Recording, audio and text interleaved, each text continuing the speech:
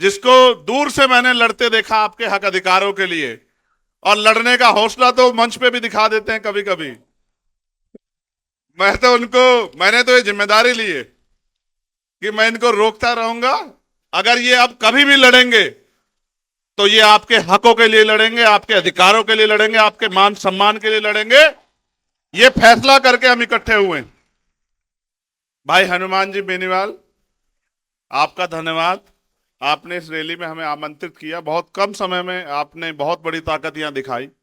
सम्मानित साथियों, समय समय पे भारत की धरती पे जन्मे सभी संतों, गुरुओं, महापुरुषों को नमन करता, और जिनको मैं नेता मानता हूं, जिनमें राष्ट्रपिता ज्योतिबा फूले, साहू जी महाराज, डॉक्टर बाबा साहब अंबेडकर, सर छोटू राम, चौधरी चरण सिंह, महामना रामस्वरूप वर्मा, मान्यवर दीना भाना वाल्मीकि, ऐसे बहुत सारे महापुरुष जिन्होंने अपना पूरा जीवन हम कमजोर कमेरों को, किसानों को आगे बढ़ाने के लिए लगाया।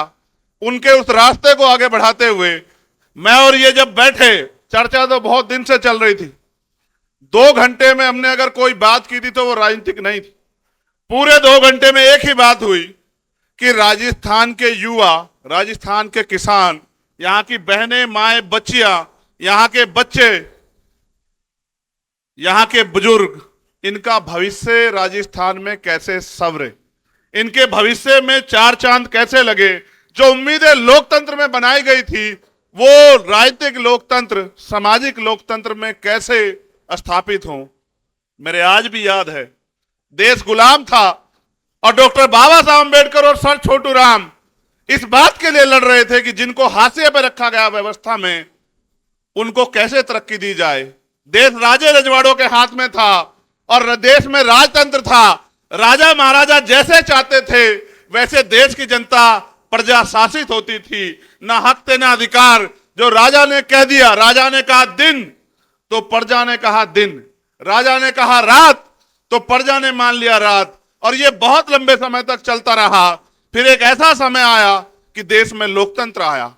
देश में जब लोकतंत्र आया तो समस्या ये थी कि एक तरफ आर्थिक रूप से गैर बराबरी थी, एक तरफ बड़े बड़े महल और एक तरफ गरीबों की झोपड़ियां, दूसरी तरफ सामाजिक आधार पर गैर बराबरी थी, छुआछूत थी, ऊंच नीच थी।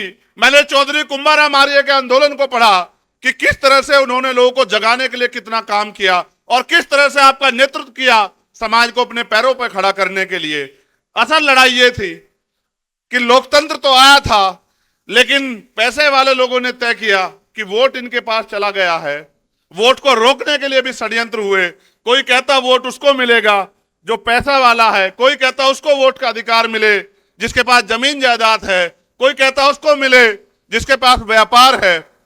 हमारे नेता लड़ रहे थे कि लोकतंत्र लोकतंत्र तब होगा जब अंतिम व्यक्ति को भी सरकार चुनने का अधिकार मिलेगा। ये राजतंत्र नहीं है कि राजा चंद लोग चुन के तय कर दें। ये लोकतंत्र है, जनता जिसे चाहेगी, चाहे वो किसान का बेटा हो, चाहे वो मेहनत कश कौम का बेटा हो, चाहे वो गरीब का बेटा हो, उसको आगे बढ़ाना चाहे तो बढ़ा सकती है। तमाम साजिशों के बाद जब बाबा साहब अंबेडकर ने अपने 4 बच्चों की कुर्बानी के साथ आपको वोट का अधिकार दिया तो लोगों ने कहा, जो विरोधी लोग थे, कि वोट इनके पास है, नोट हमारे पास है, इनकी वोट को नोट से खरीद लेंगे, लोकतंत्र आने नहीं देंगे। हमारे महापुरुष घर से निकले, गली गली गए, लोगों को समझाने का काम किया है। मेरे सीधे साधे लोगों, अपनी ताकत को समझो। ये वोट आपको गुलामी के लिए नहीं मिली, ये वोट आपको बिकने के लिए नहीं मिली। मेरे आज भी याद है मान्यवर काशीराम साहब, उन्होंने अपने जीवन की एक सुख सुविधाएं लगा दी। मगर मैं मानता हूं परिवर्तन एक सतत प्रक्रिया है। चंद दिनों में नहीं बदलाव हो सकता था। ताकतवर लोगों ने रास्तों में कठिनाइयां लगाई। आज जब हम आ रहे थे, रथ चल रहा था, सामने को रुकावट आ गई तो हनुमान जी बेनीवाल मुझसे बोले, पत्रकार साथी भी वहां थे, कि ये रथ रुकेगा नहीं। ये रथ अब अगर रुकेगा तो जयपुर की कुर्सी पे बैठ जाके रुकेगा। तो वो बात मेरे दिल में आई कि कितनी कठिनाइयों के बाद भी जो फैसले हमने लिए वो मजबूत होते गए। हमारे महापुरुष निकले, लोगों को जगाते रहे। आज उस कारवां को, उस एकता को, जो नेचुरल एकता है, मैं आपको दिल से कह रहा हूं और मैं आपको चेतावनी के तौर पे भी कह रहा हूं। आज हमने एकजुट बना, एक गठजोड़ बनाया। गांव में रहने वाली, क्योंकि शहर की अपेक्षा गांव में हमारे ज्यादा लोग रहते हैं, उनके चेहरे पे खुशहाली आई। मुझे मेरे साथियों ने बताया कि जो कल तक डर रहे थे गांव में, उनको यह पता लगा कि मजबूत पहरेदार खड़े हो गए हैं, एकता बन गई है और परिवर्तन होकर रहेगा। ऐसी ऐसी लहर जो जब छाई, तो इसके विरोध में मैं चेतावनी के तौर पर कह रहा हूं, हो सकता है जातिगत झगड़े करा दिए जाएं, हो सकता है कि लोगों को गुमराह किया जाए। यह हमारी मातृशक्ति बेटी है, आपके भविष्य का फैसला है। अन्याय अत्याचार उस कौम पे होंगे जिनके पास राजनीतिक शक्ति नहीं होगी। और मैं नौजवानों से कहना चाहता हूं, अगर अपना उचित भविष्य चाहते हो, रोजगार चाहते हो, 90 लाख वोटर हो आप लोग राजस्थान में, जो नौजवान है, जो फैसला करेगा कि कुर्सी पे कौन बैठेगा, मैं उन सबको कहना चाहता हूं। मैं एक नौजवान हूं, बेरोजगारी के दर्द को समझता हूं और यह भी समझता हूं कि किस तरह मां बाप अपने बच्चे का पेट काट काट के आगे बढ़ाते हैं, जमीन पे गिरवी रखे।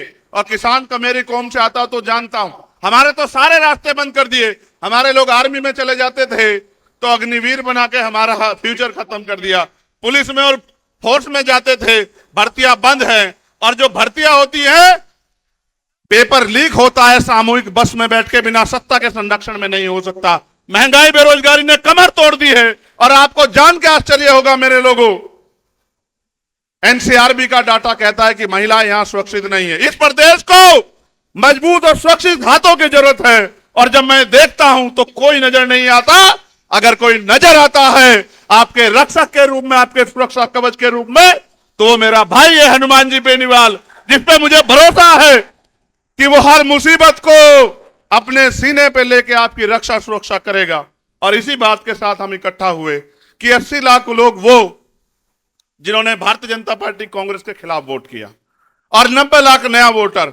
और हम गली गली जाएंगे। आज भले मेरे पास समय कम हो, लेकिन रोज समय कम नहीं रहेगा। मैं आपकी गली गली ढाणी ढाणी आऊंगा आपको जगाने के लिए। और आपसे निवेदन करूंगा मेरे लोगों, अगर चाहते हो कि नासिर जुनैद के साथ जो हुआ, असगर के साथ जो हुआ, एसआई मीणा जी के साथ जो हुआ, अगर चाहते हो इस सरकार को, पीसी सरकार को देखो जो आपसे कहेंगे कि बीजेपी के नाम पे हमें वोट दो, बीजेपी आ जाएगी। आप याद करो, इंद्र मेघवाल, जितेंद्र मेघवाल, ओम प्रकाश रायगर, तुलाराम गुजर, बहन तोलाराम गुजर, आप याद करो कितने जुल्म हुए। और अगर कोई लड़ रहा था, लड़ना चाहिए था विपक्ष को, जो मुख्य विपक्ष है। आप बताओ और अपने मन से बताना, क्या भीम आर्मी या हनुमान जी बेनीवाल की टीम के अलावा कोई लड़ रहा था? क्या आप बताओ, क्यों नहीं लड़ रहा था? क्या हमारी वोट की कोई वैल्यू नहीं है? मैं आपसे कहना चाहता हूं, आपने लोकतंत्र आने के बाद अपनी शक्ति को नहीं समझा। आपने लोकतंत्र आने के बाद इन लोगों पे भरोसा किया। हर 5 साल बाद आप वोट देते हो, कभी इनसे पिट के इनको वोट देते हो, कभी इनसे पिट के इनको वोट देते हो। ए मेरे लोगों, वोट का अधिकार शक्ति का अधिकार है, शक्ति का सूत्र है।